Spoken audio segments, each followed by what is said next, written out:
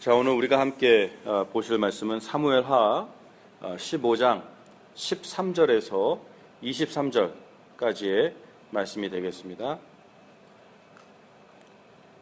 13절에서부터 제가 읽도록 하겠습니다. 전령이 다윗에게 와서 말하되 이스라엘의 인심이 다 압살롬에게로 돌아갔나이다 한지라. 다윗이 예루살렘에 함께 있는 그의 모든 신하들에게 이르되 일어나 도망하자. 그렇지 아니하면 우리 중 한 사람도 압살롬에게서 피하지 못하리라. 빨리 가자. 두렵건대 그가 우리를 급히 따라와 우리를 해하고 칼날로 성읍을 칠까 하노라. 왕의 신하들이 왕께 이르되 우리 주 왕께서 하시고자 하시는 대로 우리가 행하리이다. 보소서 당신의 종들이니이다 하더라. 왕이 나갈 때에 그의 가족을 다 따르게 하고 후궁 10명을 왕이 남겨두어 왕궁을 지키게 하니라.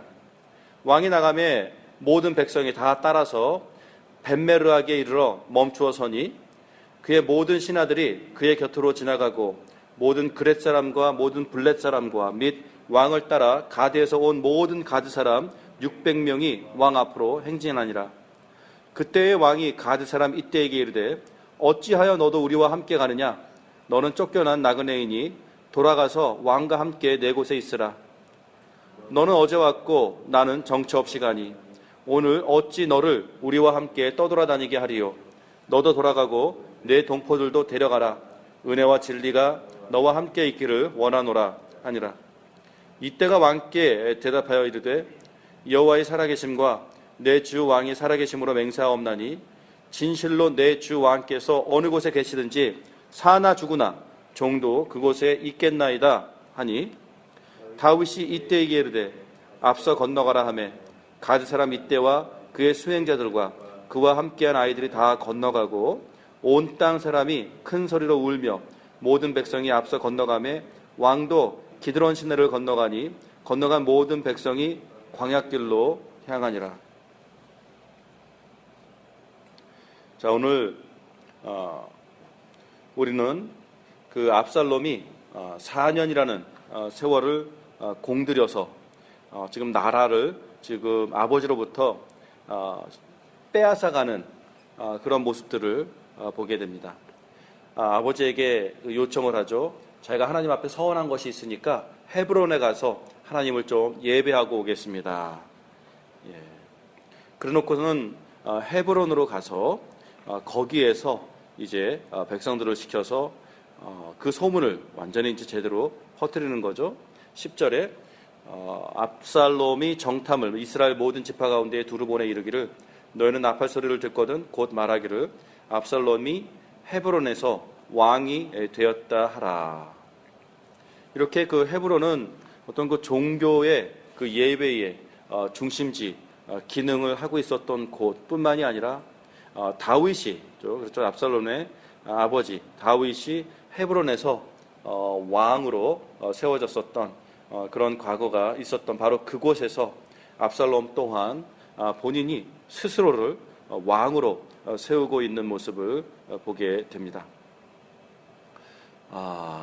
오늘 이 부분들을 가지고 어떤 묵상들을 하는 것이 정말 오늘 하나님의 음성을 듣고 그 음성 앞으로 우리가 나아가는 묵상이 될까요?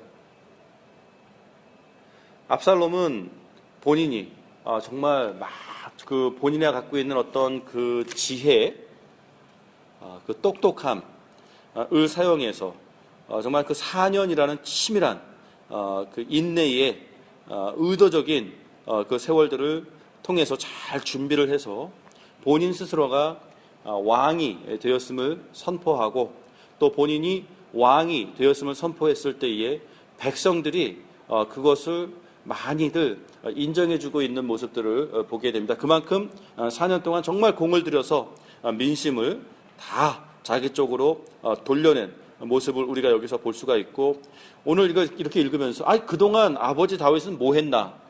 민심이 그렇게 아들에게 돌아가는 그런 모습들을 모르고 있었나? 지금 그 다윗성에서 그 성문 앞에서 그 찾아오는 백성들마다 일일이 압살롬이 만나서 호의적으로 내 말이 맞다 이렇게 하는 동안 4년을 하는 동안 다윗이 과연 몰랐을까? 참 어떤 면에서는 잘 납득이 가지 않는 부분들도 생기는 것 같습니다. 그러나 어쨌든 오늘 압살롬이 왕이 되었음을 선포하는데 직감적으로 다윗은 압살롬에게서 우리가 한 사람도 피하지 못할 수 있으니까 빨리 도망가자. 두렵건대 그가 우리를 급히 따라와 우리를 해하고 칼날로 성읍을 칠까 하노라. 이렇게 아들을 두려워하고 있는 모습을 보게 됩니다. 우선 우리가 여기에서 묵상하고자 하는 첫 번째 포인트는 아마도 그것이 아닐까 싶습니다. 무엇이냐면 압살롬이 왕으로 스스로가 되었음을 선포하고 이렇게 왕의 자리로 지금 그 나라의 그 힘을 자기 쪽으로 모아가고 있는 모습들을 보고 또 그것이 아버지 다윗에게 너무나도 큰 위협으로서 지금 들이닥친 큰 사건이 되었습니다. 그런데 우리가 알고 있는 이스라엘의 왕은 본인이 선포한다고 해서 왕이 되어지는 것이 아닌 어쨌든 사람이 왕으로서 통치하는 그 일이 있기 이전에 하나님께서 그 왕으로서 이미 다스리고 있었고 그 하나님께서 사울을 세우셨고 또 그 하나님께서 다윗을 세우셨는데 압살롬은 본인이 왕이 되어지는 그 과정 속에서 하나님의 임재함이나 하나님의 인도하심이나 하나님 앞에 나아가는 이런 모습들을 전혀 보이지 않고 있습니다. 그냥 이 땅의 권모 스스로를 사용하여 백성들의 마음을 자기 쪽으로 돌리고 본인 스스로가 그냥 왕이 되었음을 선포해버리는 모습을 보게 됩니다. 이것을 통해서 우리가 배울 수 있는 교훈이 무엇이겠습니까? 일단 첫 번째로 압살롬이 왕이 되었다라고 치더라도 그의 어떤 그 왕권은 오래가지 못하겠구나. 그러니까 너무나도 밝히 암시되어지고 있는 것은 아닐까라는 부분들을 묵상합니다. 그렇습니다. 본인이 자기 마음대로 의도하고 계획을 세우고 나아갈 때에 거기에 하나님께서 함께 하시지 아니하신다면 그 모든 수고가 헛되이 돌아갈 수밖에 없음을 오늘도 우리가 묵상해 봐야 하지 않을까 싶습니다. 정말 그 밤새도록 파수꾼이 그 성읍을 지켜보았자 하나님께서 그 성읍을 지켜주시지 아니하시면 그 파수꾼의 수고가 다 수포로 돌아가게 될 수밖에 없고 정말 우리가 건물을 세우더라도 이 나라를 지키더라도 이런 모든 과정 속에서 하나님께서 지켜주시고 하나님께서 나라를 세워주시고 정말 하나님께서 그 건물을 세워주시지 아니하시면 그것을 하고자 하는 사람들의 수고가 다 헛수고가 되어질 수밖에 없음을 오늘도 우리가 묵상했으면 좋겠습니다. 그래서 아무리 자기가 잘났고 똑똑하고 세상 돌아가는 방법을 너무나도 잘 알고 사람의 마음들을 자기 쪽으로 돌리는 방법에 대해서 능한 사람일지라도 아니 오히려 더 그런 것에 능한 사람이라면은 더더욱 정말로 하나님 앞에 무릎을 꿇고 하나님의 인도하심을 구하며 정말 하나님 앞에서 자기의 인생을 정말 내어드리는 이러한 훈련을 더더욱 신중하게 해야 할 필요가 있을 것입니다. 이렇게 하나님께서 세우신 왕이 아니라 자기의 지혜와 자기의 방법으로 인간적인 방법으로 왕이 되다 보니까 다윗에게 느껴지는 것이 무엇입니까? 축복이 아니라 회복이 아니라 죽음입니다. 무너짐입니다. 관계의 끊어짐입니다. 그렇습니다. 압살롬은 이런 것들을 마다하지 않고 어쨌든 간에 자신이 왕이 되고자 하는 이것을 이루는 데에 급급했었던 모습을 보게 됩니다. 우리가 인생을 살아가면서 내가 성공하는 것, 내가 잘 되는 것, 물론 이것이 사람들 모두가 추구하는 바이겠지만 과연 내가 성공함이 모든 사람에게 축복이 되는지, 내가 잘 되는 것이 내 주변 사람에게도 정말 그 블레싱이 되는지에 대해서 정말 그 놓치지 않고 챙기면서 살아갈 수 있는 우리 인생이 되었으면 좋겠습니다. 다윗은 본인이 왕이 되었을 때에 사울과 그의 측근들을 결코 응징하지 않았습니다. 오히려 축복했습니다. 그리고 약속했었던 것들을 지키기 위하여 요나단의 아들들을 수소문해서 그 아들이 찾아졌을 때에 정말 그 모든 혜택들을 그에게 제공하고 있었던 그 다윗은 스스로는 그렇게 했음에도 불구하고 자기가 아는 압살롬은 결코 그렇게 하지 않을 것이라는 확신 속에서 빨리빨리 가자 하면서 도망가고 있는 모습들을 보게 됩니다. 그러면서 이제 다윗은 16절을 보게 되면 다 이렇게 피난을 가는 상황 속에서도 후궁 10명을 남겨두어 왕궁을 지키게 합니다. 그리고 이제 내일도 묵상하겠지만 이런 그 피난 가는 여정 속에서 그럼에도 불구하고 그 왕궁 쪽에 자기 쪽 사람들을 심어 놓아서 어쨌든 간에 거기서 돌아가는 일들을 자기에게 보고하게끔 하는 이러한 또 지혜를, 기지를 발휘하고 있는 모습을 보게 됩니다. 그것을 통해서 보는 것이 무엇입니까? 다윗이 왕권을 완전히 포기한 것이 아니구나. 압살롬의 어떤 그 위협을 피해가는 것은 맞지만 왕 또한 언제든지 기회를 봐서 다시 왕으로 돌아오기를 원하는 이 의도가 분명하게 다윗의 마음속에는 있구나. 자, 이것을 볼 때에 그러면 우리들에게 기대되는 것이 있죠. 기대된다라기보다는 궁금한 것이 있겠죠. 다윗이 이제 앞으로 압살롬과의 그 관계 속에서 자신의 왕권을 어떻게 회복해 나갈 것인가. 다윗 또한 아들이 하나님을 의뢰하지 않고 이 세상의 방법대로 독차지했던 것, 바로 그런 상황 속에서 다윗은 이제 어떠한 방법으로 그 아들과의 관계를 풀어나갈 것인가. 과연 압살롬이 정권을 지금 이제 이렇게 쥐어잡은 상황 속에서 본인은 어떠한 방법으로 다시 그 왕권을 회복할 것인가를 궁금해하면서 묵상해 나간다면 또 귀한 또 우리 인생에 우리 또한 어떻게 살아가야 될지, 우리가 원하는 것들을 어떻게 이루어 나가야 정말 이 하나님 앞에서 하나님께 기쁨이 되며 주변 사람들에게 축복이 되는지에 대해서 또 배워나갈 수 있는 귀한 지혜들을 우리가 누릴 수 있을 거라 생각이 듭니다. 자, 여러분, 진정한 관계는 위기의 순간에 증명이 됩니다.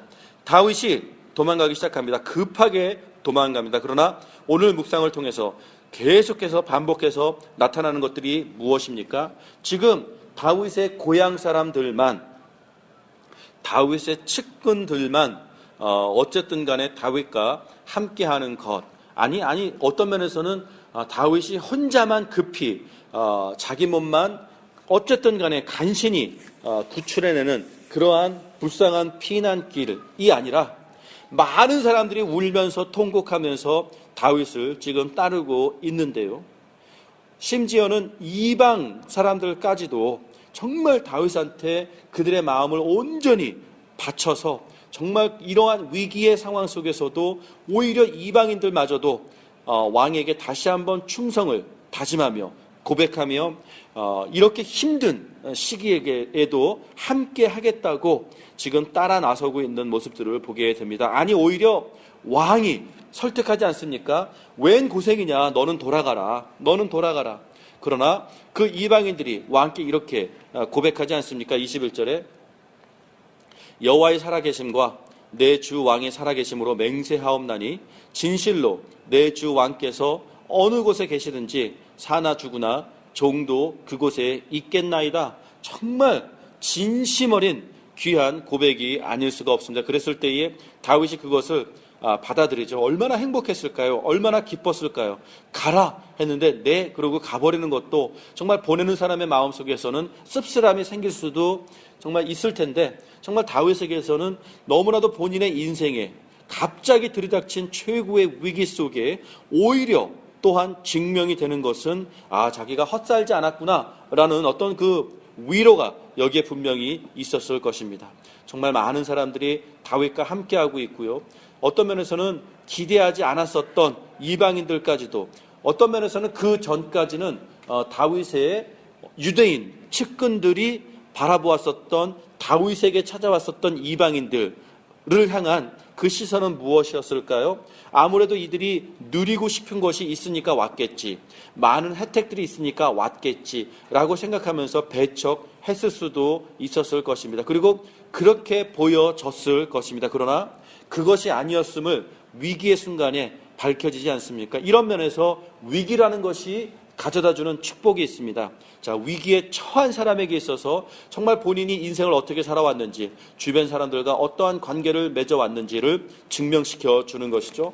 정말 내가 돈이 많고 정말 나에게 모든 것들이 있었을 때에 나 주변에 있었던 나의 친구라고 했었던 사람들의 진가는 무엇이었는가? 정말 그들이 정말 내가 갖고 있는 혜택들만을 위해서, 그 욕심을 채우기 위해서 그동안 내 곁에 있었던 것인가? 과연 내가 그들에게 아무것도 정말 제공해 줄 수 없는 상황에 처했을 때에도 과연 이들이 나와 함께 할 것인가? 이것을 증명할 수 있는, 관계의 어떤 그 진가를 증명해낼 수 있는 기회가 되고요. 또 위기의 순간에 반대로 정말 나를 향해서도 나의 관계, 정말 내가 그들과 어떠한 관계를 맺고 있었는가를 증명해 줄 수도 있고, 두 번째로는 정말 내 주변에 찾아온 사람들이 나를 향하여서 그들의 본심이 무엇이었는가를 확인해 볼 수 있는, 어떻게 보면 똑같다고 볼 수도 있지만 하나는 내가 어떻게 살았나, 내가 그들을 향한 마음이 무엇이었는가, 또 그들은, 두 번째, 그들은 나를 향한 마음이 무엇이었는가, 이렇게 어쨌든 간에 관계의 실체를 확인할 수 있는 이러한 기회가 찾아온 것을 보게 됩니다. 이런 면에서는 다윗에게 있어서 인생 최고의 위기였지만 이제 앞으로 왕권이 회복이 되고 또 앞으로 나머지의 어떤 그 여생을 살아갈 때에 다윗은 보다 분명하게 내가 함께할 사람들이 누군지, 내가 함께하지 말아야 될 사람들이 누군지를 분명하게 여기서 걸러낼 수 있는 그러한 놀라운 인생의 굉장히 어떤 면에서는 복된 기회의 시간을 다윗이 여기에서 지금 누리고 있다라는 것 또한 생각해 볼 수가 있습니다. 그렇습니다. 위기는 곧 기회입니다. 이 위기가 지나가고 회복이 되었을 때에 과연 이 위기 때에 겪은 것들을 내가 어떻게 정말 삶의 지혜로, 삶의 어떤 그 힘으로 다시 회복이 되었을 그 시절에 이것을 어떻게 내가 활용할 것인가, 이것 또한 정말 우리가 얻어내야 하는 귀한 인생의 지혜가 아닌가 싶습니다. 그래서 사랑하는 성도 여러분, 혹시 여러분들 중에 정말 인생의 환난의 때, 연단의 때를 지나가고 있습니까? 정말 당신들은 그런 면에서 정말 놀라운 지혜들을 얻어내는 귀한 시간들이 되기를 바랍니다. 정말 좋은 사람들을 얻어낼 수 있는 시간들이 되기를 원하고, 또한 그동안 내 딴에는 좋은 사람이라고 생각했지만 그것이 아니었구나 라고 하는 관계의 진심들을 배워나갈 수 있는 소중한 시간들이 되었으면 좋겠습니다. 그래서 관계에서 떨어져 나가는 아픔도 물론 겪어야겠지만 사실 그렇게라도 떨어져 나가주는 것이 앞으로 나의 인생에 있어서 거짓된 관계를 청산할 수 있는 그러한 좋은, 오히려 기회가 아닐까 생각해 봅니다. 그래서 정말 우리의 인생에 진실된 정말 그 거짓이 없는 그러한 관계로 맺어지는 좋은 사람들과 함께 사역을 하며 이웃하며 정말 가족 삼아 정말 평생 함께 더불어 살아나갈 수 있는 그러한 사람들이 되기를 주님의 이름으로 축원합니다. 그래서 오늘은 정말로 우리 인생에 결정을 하면서 아무리 나에게 유리하고 정말 나에게 이득이 될 것 같은 상황일지라도, 그리고 또 그렇게 할 수 있는 방법을 내가 안다 할지라도 한 걸음 물러서서 정말로 하나님 앞에 무릎을 꿇고 이것이 하나님께서 원하시는 것인지, 이것이 하나님께서 인정하시는 것인지, 이것이 하나님께서 허락하시는 것인지, 이것을 정말로 기도하며 받아낼 수 있는 그런 마음을 놓치지 말았으면 좋겠습니다. 그래서 내가 잘 되는 것이 모든 사람을 아프게 하는 것이라면 정말로 그것을 내가 과연 해야 할 것인가, 하나님 앞에서 자기의 인생을 돌이켜보며 욕심에 의해서 결정이 내려지는 것이 아닌 정말 모두에게 축복이 되어지는 결정으로 본인의 인생을 세워나가는 그러한 귀한 삶이 되기를 주님의 이름으로 축원합니다. 같이 기도하겠습니다.